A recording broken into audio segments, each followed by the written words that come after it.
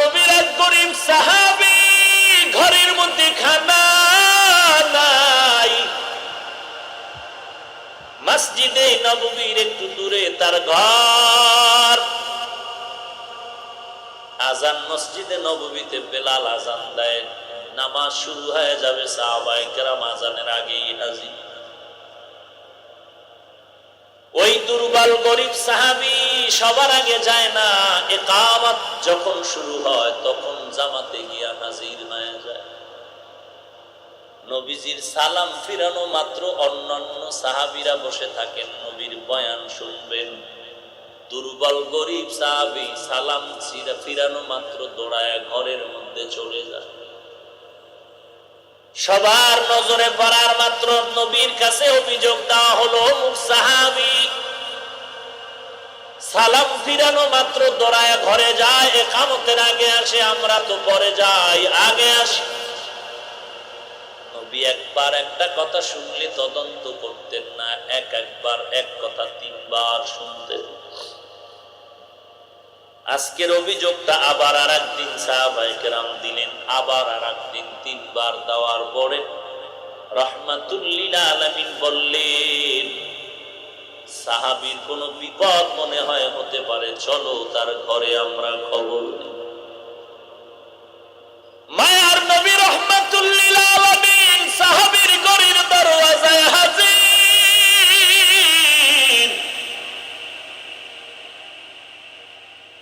সালাম আনতে বলেন, সাহাবী ঘরে আছো? রাহমাতুল লিল আলামিন ঘরের দরওয়াজায় একবার আওয়াজ দিলেন, তৃপ্তি পাল্টা কোনো জবাব নাই। আবার আওয়াজ দিলেন, রাহমাতুল লিল আলামিন ঘরের দরওয়াজায় ভেতর থেকে আওয়াজ দাও, কোনো আওয়াজ নাই। তৃতীয়বারে যখন আওয়াজ দিল, ঘরের থেকে আওয়াজ ভেসে আসলো, কান্নার আওয়াজ। সাহাবী কাঁদেন আর বলেন, পয়গম্বর,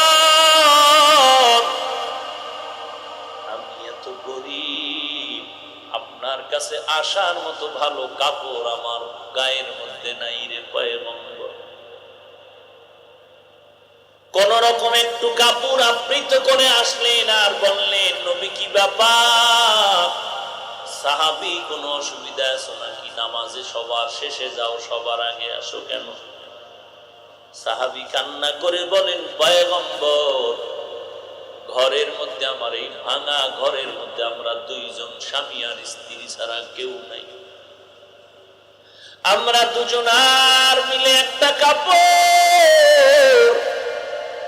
ঘরের মধ্যখানে একটা গর্ত বানায় রাখছি, আমার স্ত্রীকে আমি গর্তের মধ্যে রেখে আমি কাপড় পরিধান করে নামাজে চলে যাই, দ্রুত চলে আসি, নামাজে রক্ত আবার চলে যাবে, আমি এসে গর্তে নেমে যাই, কাপড়টা আমার স্ত্রীকে দেই, তারপরে আমার স্ত্রী নামাজ আদায় করে। আল্লাহর নবী ঘরের সামনে দোয়া করলেন, ও আল্লাহ, এত কঠিন অবস্থায় আমার সাহাবী থেকেও তোমাকে ভুলে না রে মালিক। আমি রাহমাতুল লিল আলামিন দোয়া করে দিলাম, আল্লাহ তুমি ওই সাহাবীকে ভুলিও না। ওরে গরিব নবীর উম্মতের দল, এমনও গরিব এই এলাকায় তালাশ করে দেখো, নদীতে মাছ ধরে জাল ফালায়, মাছ পাইলে ভালো, ঘরের চুলায় আগুন জ্বলে না, হয় না। রিক্সা ড্রাইভারি করে, রিক্সা চালায়, বেতন আছে, টাকা আছে, খানা আছে, টাকা নাই, খানাও নাই, অসুস্থ হয়ে পড়ে থাকে, রোজা রাখে, কান্না করে, তারপরও হারামের কাছেও যায় না। আর কত গরিব আছো, তোমার হারাম টাকা লোন না উঠাইলে তোমার মাথা গরম হয়ে থাকে। তুমি নবীর আশিক দাবি করলে বড় লজ্জা পাই, কারণ তুমি তোমার গর্ভধারিণী মায়ের সাথে তুমি জিনার গুনাহ কামাই করতেছো, সুদ ঘুষ খাওয়ার কারণে। তোমার জিন্দেগীর কোন আমল আল্লাহর দরবারে কবুল হবে না। এর পর্দার অন্তরালের মা, আজকে কত মহিলারা হারামের পেছনে দৌড়ায়, স্বামী পর্যন্ত জানে না যে স্ত্রী গ্রামীণ ব্যাংকের সদস্য হয়ে আছে। স্বামী বাধা দিলে স্বামীর সাথে তর্ক বিতর্কে লিপ্ত হয়ে যায়, বলে পারলে আমাকে তালাক দাও, তারপরও আমি হারামি ব্যাংকের সদস্য পদ বাতিল করতে পারবো না। এরে পর্দার আড়ালের মা, তুমিও মা, খাজা মঈনুদ্দিন চিশতি আজমিরীর মা।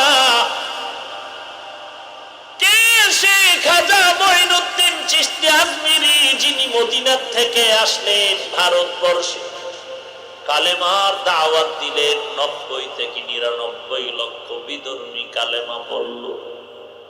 মা ডাক দিয়া কয়, রে মঈনুদ্দিন, আমি মায়ের ত্যাগের বিনিময়ে তোর এই বরকত। মঈনুদ্দিন বলে, মা কি ত্যাগের বিনিময়ে, তুমি কি ত্যাগ করেছো? মা বলে, রে মঈনুদ্দিন, আমি তোকে গর্বে নিয়ে এক রাত ঘুমাই না, যায় নামাজে বসে আমি আল্লাহর দরবারে কান্না করে মোনাজাত করেছি, দোয়া করেছি, ও দয়ার মালিক, আমার সন্তানকে তুমি দুনিয়ার বড় একজন দ্বীনের খাদেম বানায় দাও।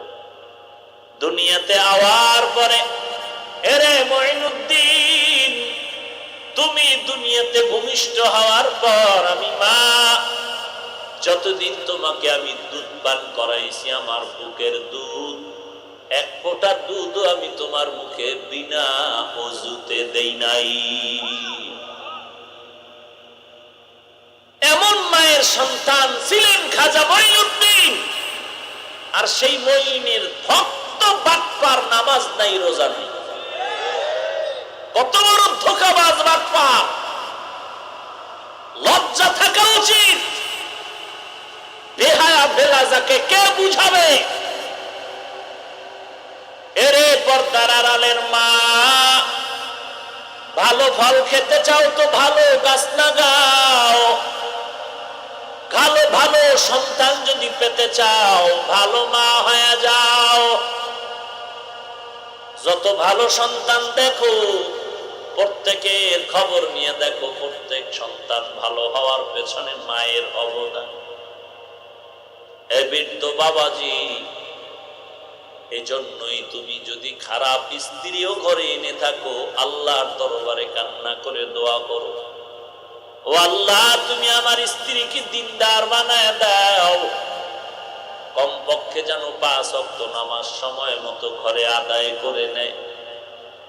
সন্তানের লালন পালন আর আদর্শ শিক্ষার ক্ষেত্রে মা যেন সচেতন হয়ে যায়। এরে মা, কোরআন পড়েছি, মাদ্রাসায় পড়েছি, তো সম্মান কমে নাই। আজ মা কোরআন আমাদের ছোটবেলা শিখাইছে। মা ছোটবেলা গজল শিখাইতেন, কোরআন তেলাওয়াত শিখাইতেন। এরে আম্মা যা, ভালো সন্তান যদি হতে চাও, মা তুমি আগে ভালো আদর্শবান হও। সন্তানের সামনে মা তুমি স্বামীর সাথে তর্ক জড়ায়ও না, ঝগড়া করিও না, সন্তান কন্ট্রোলে থাকবে না। কত মা আছে সন্তানের সামনে স্বামীর সাথে তর্ক করে, ঝগড়া করে। কত মা আছে সন্তান অশ্লীলতায় চলে যায়, মা দেখিয়াও দেখে না, বাধা দেয় না। ও বৃদ্ধ বাবাজি, আল্লাহর কাছে কান্না করো, দোয়া করো, কান্না ছাড়া কোনো উপায় নাই। কারণ আমি সব সময় বয়ানে বলি, হাসরের ময়দানে আমি হাফিজুর রহমান যদি বিপদে পড়ি, কোনো চিন্তা নাই। আপনাদের কারো কাছে কোনো জবাব চাওয়া হবে না, কিন্তু ভালো করে লিখে নাও, হাসরের কঠিন দিন নবীরা পর্যন্ত নাফসি নাফসি বলে কাঁদবেন। ওই সময় যদি তোমার সন্তান বিপদে পড়ে, স্ত্রী বিপদে পড়ে যায়, স্বামী হিসাবে, বাবা হিসাবে জবাব না দেওয়া পর্যন্ত একটা কদম আগানো যাবে না। তুমি 13 বার হজ করো, কোটি টাকার মাদ্রাসা করো, সন্তান বিপদে পড়লে বাবা হইয়া জবাব না দিয়া জান্নাত পাওয়া যাবে। কলিজার টুকরা যুবক, তোমার মতো যুবক তাকায় দেখো, স্কুলে পড়ে, নামাজ ছাড়ে না, দাড়ি কাটে না, অভাব নাই। তোমার মতো যুবক আজ ব্যবসা করে কোটি টাকা, আর 1 টাকাও হারাম খায় না, অভাব নাই। তোমার মতো হাজারো যুবক ড্রাইভারি করে, নামাজ বাদ দেয় না, অভাব নাই। নদীর মধ্যে কাজ করে, টাইম মতো নামাজ পড়ে, অভাব নাই। স্কুল কলেজে লেখাপড়া করে, সময় মতো নামাজ পড়ে, অভাব নাই। তুমি কেন পারবা না? আল্লাহর কাছে তওবা করে নাও। দুনিয়া কিছুই না, এ দুনিয়ার বাহাদুরি কিছুদিনের জন্য। সময় মতো আজরাইল ডাক দিলে পালানোর জায়গা নাই। কোথায় গেল ওই পাপিষ্ট নমরুদ, ক্ষমতাসীন ফেরাউন, সাদ্দাত, আমান? কোথায় গেল সাদ্দাম? কোথায় গাদ্দাফি? কোথায় আমেরিকার বুশ? তোমার ডানে বামে আশেপাশে বাড়ি ঘরের বড় লোকদের তাকায় দেখো, বাড়িওয়ালার বাড়ি পড়ে আছে, বাড়িওয়ালা নাই। গাড়ি পড়ে আছে, গাড়িওয়ালা নাই। কারো সন্তান পরীক্ষা দিয়েছে, রেজাল্ট বের হওয়ার আগেই দুনিয়া থেকে বিদায়। কারো সন্তান বিদেশে যাওয়ার টাকা জমা দিয়েছে, ফ্লাইটে ওঠার আগেই বিদায়। এরে পর্দার আড়ালের মা ও বাবাজি ও যুবক, যৌবনের বাহাদুরি করে আল্লাহর বিরোধিতা করিস না, নবীর বিরোধিতা করিস না। পায়ে হাত রেখে বলি, নবীর সুন্নতের মালাটা গলায় লাগাও। অন্যায় করে ফেলেছো শয়তানের ধোঁকায়, তওবা করো হে মালিক। আজকে থেকে তওবা করে নিলাম, আর নামাজ ছাড়বো না, বেপরদায় চলবো না, মা বাবাকে কষ্ট দিব না, সহিভাবে কোরআন শিখবো, আলেম ওলামাদের বিরোধিতা করব না, দেশের বিরুদ্ধে, জাতির বিরুদ্ধে কোনো ষড়যন্ত্র করব না। তওবা করার যদি নিয়ত থাকে, মুনাফিকি যদি না থাকে, খাঁটি তওবার নিয়তে দুটো হাত আমার আল্লাহকে দেখায়া দাও।